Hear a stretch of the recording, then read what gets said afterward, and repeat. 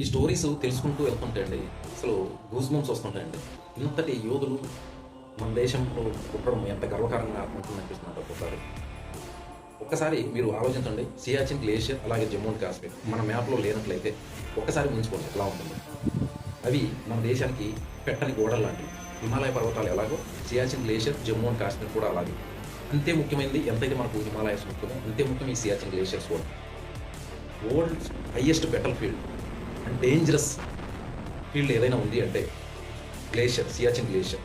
ఇక్కడ temperature -50 to 70 degrees ఎప్పుడూ ఉంటుంది. మీరు ఓన్లీ 2 మినిట్స్ అంతకంటే ఎక్కువ వద్దు, ఎటువంటి ప్రొటెక్షన్ లేకుండా చేతి వేళ్ళకి బయట పెట్టండి.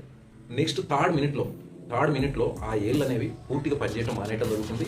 ఆ ఏళ్ళు ఎక్కడి వరకు అయితే మీరు బయట పెట్టారో అవి పూర్తిగా బ్లాక్గా అయిపోతాయి. వాటిని సర్జరీ చేసి కట్ చేసి తీసేయవలసి వస్తుంది. అంత కఠిన పరిస్థితులు ఉంటాయి.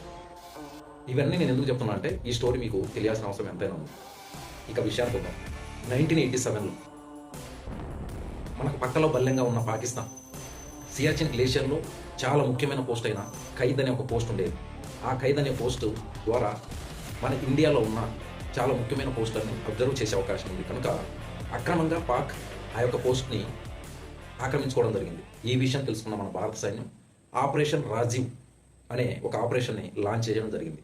అయితే ఈ మిషన్కి లీడ్ చేయడానికి కమాండర్గా నాయక్ సుబేదార్ బానా సింగ్ గారిని ఎన్నుకోవడం జరిగింది. కారణం ఏంటంటే తను అటువంటి పరిస్థితుల్లో పుట్టిన వ్యక్తి, అలాంటి క్లైమేట్కి తను తగిన వ్యక్తి.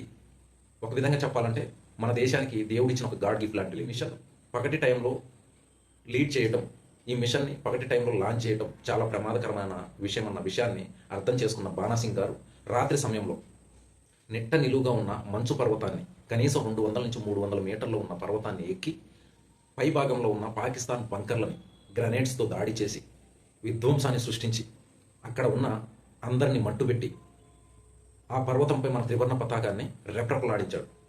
ఈ ఆపరేషన్ రాజు సక్సెస్కి ముఖ్య కారణమైన బానా సింగ్ గారిని పేరు మీదనే ఈ ఖైద్ పోస్ట్కి బానా పోస్ట్గా మార్చడం జరిగింది. అలాగే తనకి పరమవీర్ చక్రాతో సత్కరించడం జరిగింది. ఇప్పటికీ తనని గ్లేషియర్ సింహంగా సంబోధిస్తూ ఉంటారు.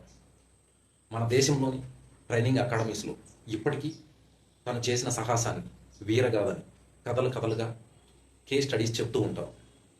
ఇలాంటి వీరుల కారణంగానేమో కదా మన యోధులు మనం అందించిన స్వతంత్రాన్ని ఇప్పటికీ మనం స్వేచ్ఛగా అనిపిస్తున్నాం. వీడియో చాలా ఇన్స్పైరింగ్గా ఉంది కదా. ఇలాంటి మరెన్నో ఇన్స్పైరింగ్ వీడియోస్ కోసం తప్పకుండా లైక్, షేర్ అండ్ సబ్స్క్రైబ్. మరో వీడియోలో మళ్ళా కలుద్దాం. జై హింద్.